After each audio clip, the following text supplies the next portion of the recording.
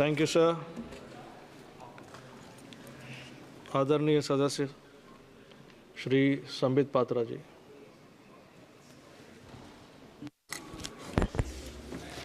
धन्यवाद माननीय अध्यक्ष जी, आपने मुझे अनुदानों की मांग पर शिक्षा पर बोलने की अनुमति दी।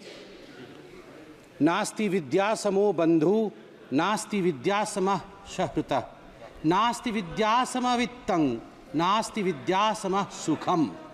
विद्या जैसा कोई बंधु नहीं, विद्या जैसा कोई मित्र नहीं, विद्या जैसा अन्य कोई धन नहीं, विद्या जैसा कोई सुख नहीं। जिसके पास विद्या है, जिसके पास सुख है, वही बलवान है, वही धनवान है। वह अपराजित होता है, उसका कभी पराजय नहीं होता। जिसके पास माँ सरस्वती का वरदान होता है और जो विद्यावान होता है। और सभापति महोदय, मैं इस सभागृह में मौजूद सभी सदस्यों को, माननीय सदस्यों को धन्यवाद देना चाहूँगा। आज जिस प्रकार से यह चर्चा चल रही है, मैं बहस नहीं कहूँगा, यह बहस नहीं है, यह चर्चा है। और जिस राष्ट्र में शिक्षा को लेकर चर्चा होती हो, जिस राष्ट्र में शिक्षा को लेकर इस प्रकार से सभी एक समकक्ष के रूप में आगे बढ़ते हो, वह राष्ट्र अपराजय है। वह राष्ट्र एक दिन विश्व गुरु अवश्य बनेगा, इसमें कोई दो मत नहीं। इस बजट में 3 शब्दों के लिए बहुत महत्वपूर्ण अनुदान दिए गए हैं, प्रावधान किए गए हैं, चर्चा की गई। वह है शिक्षा, स्किलिंग, उद्यमिता और उसके साथ रोजगार। सभापति महोदय, मैं इस सभागृह में बैठकर सभी के भाषणों को सुन रहा था। कुछ लोगों ने हमें मनुवादी भी कहा अभी थोड़ी देर पहले, और कुछ लोगों ने कहा कि पुरातन भारत में इस प्रकार की विधाएं थी जिसमें कुछ जातियों को शिक्षा से वंचित रखा जाता था, महिलाओं को शिक्षा से वंचित रखा जाता था। उसके विषय में बहुत चर्चा हुई है। मैं बताना चाहता हूं, at the outset I want to define this word Bharat. Bharat का अर्थ क्या है? भा से रथ हो जो भूमि, वह भारत है। भा क्या होता है? भा मूल शब्द होता है प्रकाश का। भास्कर, जो प्रकाश देता है वो भास्कर है। भारती माने सरस्वती, जो ज्ञान देती है, जो शिक्षा देती है, जो विद्या देती है, वो सरस्वती, वो भारती है। जो भूमि खंड अनादिकाल से अनादिकाल तक ज्ञान और विद्या और शिक्षा से रत हो, वही भारत है। मैं आप सभी को आकर्षित करना चाहूंगा। बहुत फोटो दिखाए गए हैं इस गृह में, भगवान के भी तस्वीर दिखाए गए हैं। मैं बिना तस्वीर दिखाए एक ऐसा तस्वीर दिखाऊंगा जो तस्वीर आप सबके मन में बसता है। कल्प का अंत होता है, एक कल्प के अंत के हो पश्चात भगवान विष्णु, भगवान नारायण क्षीर सागर में सर्प के ऊपर विराजमान होते हैं, शेषनाग के ऊपर विराजमान होते हैं। पद पे उनकी लक्ष्मी होती है, आंख अधमूंदी सी होती है। नारायण का एक हाथ जो होता है उनके शीश पर होता है, एक हाथ नीचे होता है। नारायण इज कॉन्टेम्पलेटिंग, भावी कल्प कैसा होगा उसके विषय में नारायण चिंता करते हैं। इनोवेटिव आइडियाज कैसा होगा, किस प्रकार से भावी कल्प का निर्माण होगा, उसकी चिंता करते हैं। जैसे ही he conceptualizes how the भावी कल्प would be from his नाभि पद्म, जिस पद्म के विषय में भी यहां बताया गया, उस पद्म पर बैठ करके भावी कल्प के जिनके पास स्किल होता है वो ब्रह्मा उपजते हैं। The Brahma is skilled to produce the next Brahmand, next universe, and you know who provides the resource? जब उनके पास इनोवेशन होता है तो वो महालक्ष्मी की तरफ देख के बोलते हैं, महालक्ष्मी मेरा डिमांड फॉर ग्रांट है, मेरा डिमांड फॉर ग्रांट है, आप मुझे ग्रांट कर दीजिए, आपके ग्रांट से ये ब्रह्मांड बनेगा। There is no gender in Vaikuntha, Vaikuntha में कोई नर नहीं, कोई नारायण नहीं, वही नारायण नारायणी है, वही शिव शिवी है, वही पार्वती है, वही शिव है। इसलिए यह धारणा गलत है कि नारी नर के पैरों के पास बैठी है। तात्पर्य है कि जहां आइडिया है, जहां इनोवेशन है, जहां विद्या है, जहां शिक्षा है, रिसोर्स के पास कोई अन्य उपाय नहीं है। रिसोर्स की अपनी बाहें अपने आप ही खुल जाती है, मां लक्ष्मी तथास्तु कह ही देती है। बंधुगण, जहां तक भारत के विषय में कहा गया, अभी मेरे भाई नालंदा के विषय में बोल रहे थे। जब नालंदा को बख्तियार खिलजी ने आग लगाया था, 3 महीनों तक नालंदा जला था। 3 महीनों तक वो ज्ञान का खजाना अभी भी अमिट है। मैं धन्यवाद दूंगा प्रधानमंत्री नरेंद्र मोदी को। जो आग तब जली थी, वो आग आज बुझी है, वो आग आज बुझी है। भारत की आबादी के 40% बच्चे और युवा हैं। 40% बच्चे और युवा हैं। यह एक डेमोग्राफिक डिविडेंड भी है। This is the demographic dividend of India, but it's a big challenge as well. ये एक बहुत बड़ा चैलेंज भी है। शिक्षा, कौशल और रोजगार, जिस प्रकार से उसके लिए 1.48 लाख करोड़ यह प्रस्तावित किया गया है इस बजट में रखा गया है। I commend this government. I applaud this government. I applaud Narendra Modi ji and Dharmendra Pradhan ji, Nirmala Sitharaman ji for the work that they have been doing in this sector and the proposals that have been put forth in this budget. What is the most important reason behind putting most of the effort on skilling, on entrepreneurship, on innovation? The most important reason is that India wants to go towards Vikasit Bharat. We want to create a talent basket. We want to be a skill hub. We want to be a solution provider to the whole globe. And that's the reason as to why such importance has been given to skilling, employment generation, as well as way forward. Flagship programs like Samagra Shiksha, PM Shri, PM Poshan, they have received increased allotment in this budget, and let me commend the government that this budget allocation for the financial year 2024-25 of rupees 73,498 crore is the highest ever for the Department of School Education and Literacy. Manya Sabhapati Mahoday, let me present to you a comparative data, a comparative chart, which would show as to what was the situation before Modi ji came to power and how the situation of education has changed thereafter. You would be astonished to learn that the total budget for school and higher education, that is the Ministry of Education, for 2013-2014 was 79,451 crores only, compared to 1.21 lakh crore this budget year, this fiscal year. So the growth in the budget in the last 10 years has been 52.4%, a whooping 52.4%. Similarly, in the school education, the growth in budget has been 39.5%, and higher education, the allotment has increased by, I repeat, 78%. I emphasize 78% increment in the allotment on higher education.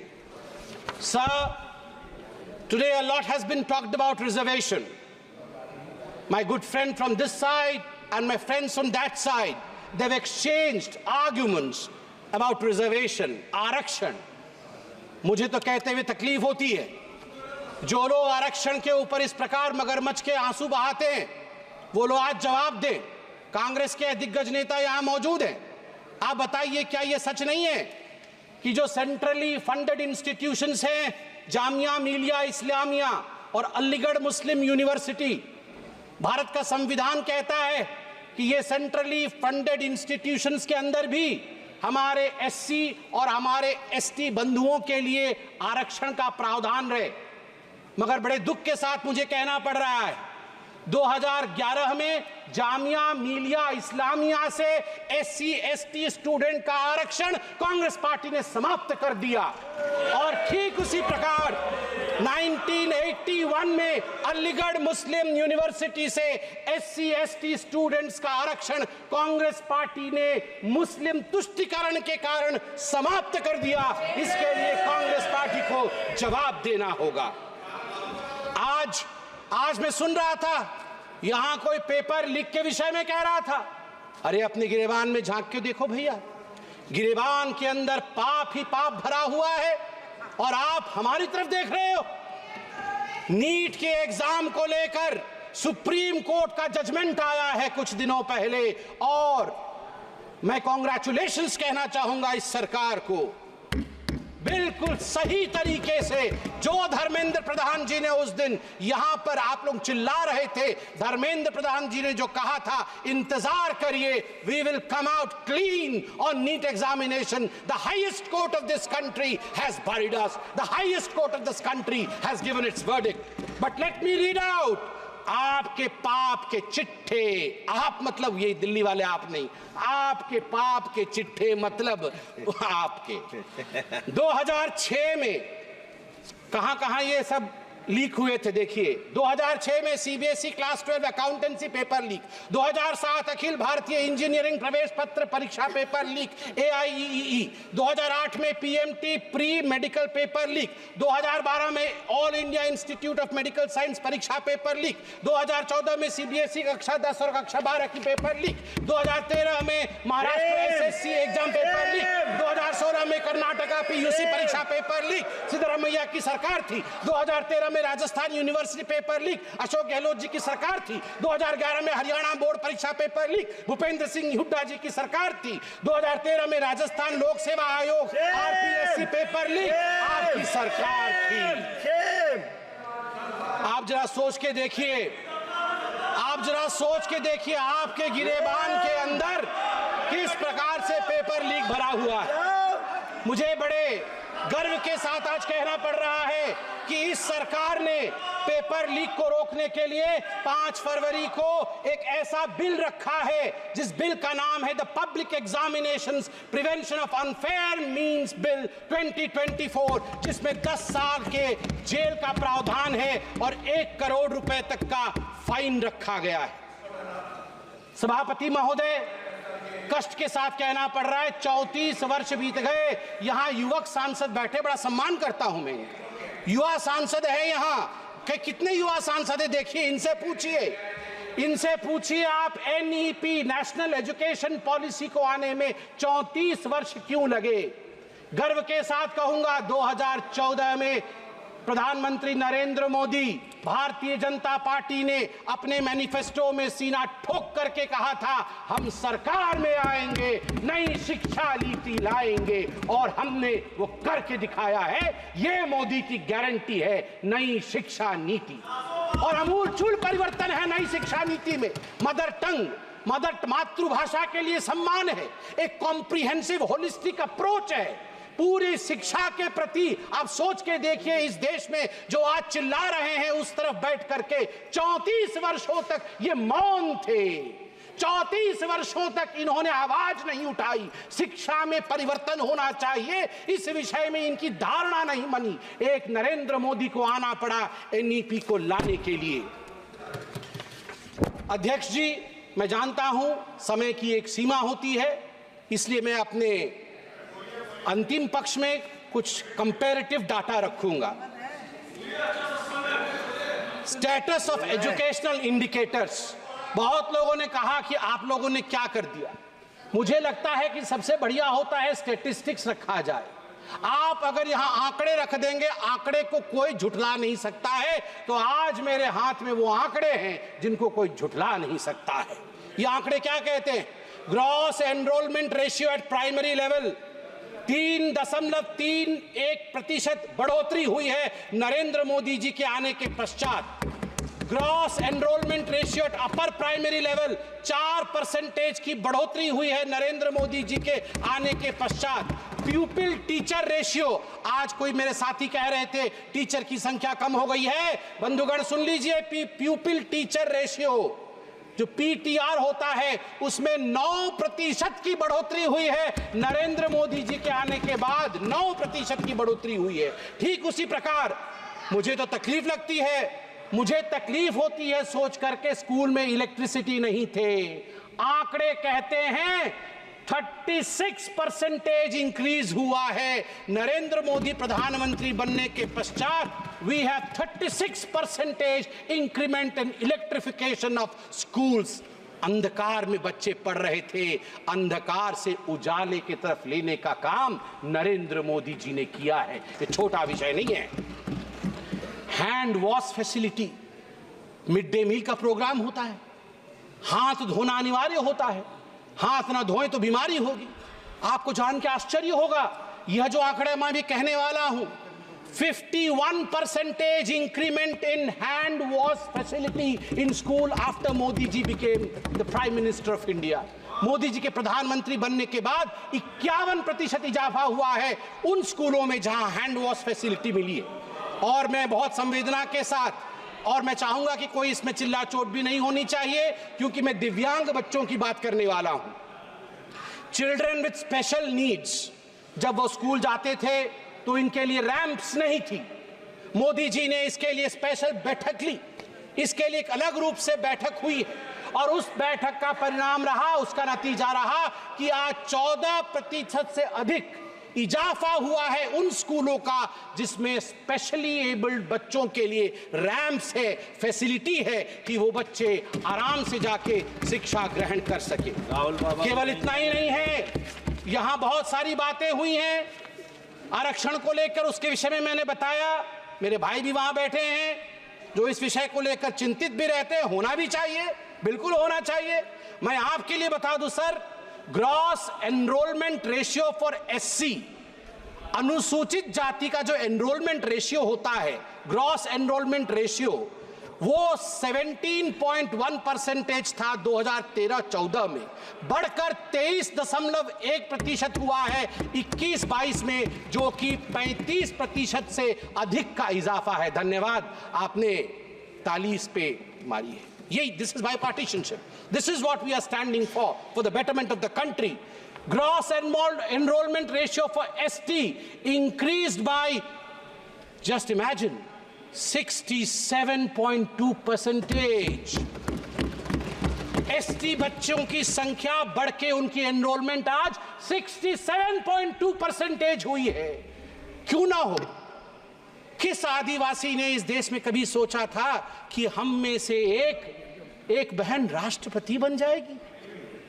ये हमारे लिए भाषण देने के लिए एक point हो सकता है साहब, मगर अध्यक्ष महोदय जरा सोच के देखिए, किसी गांव के पेड़ के नीचे बैठी एक आदिवासी महिला सोच रही होगी कि अरे मेरी बहन हिंदुस्तान की प्रथम नागरिक है। ये हम जैसे लोग समझ नहीं पाएंगे जो आज यहां बैठे हुए हैं, मगर एक गरीब, एक आदिवासी से पूछिए उसको क्या मिला है, और 67.2% इंक्रीमेंट।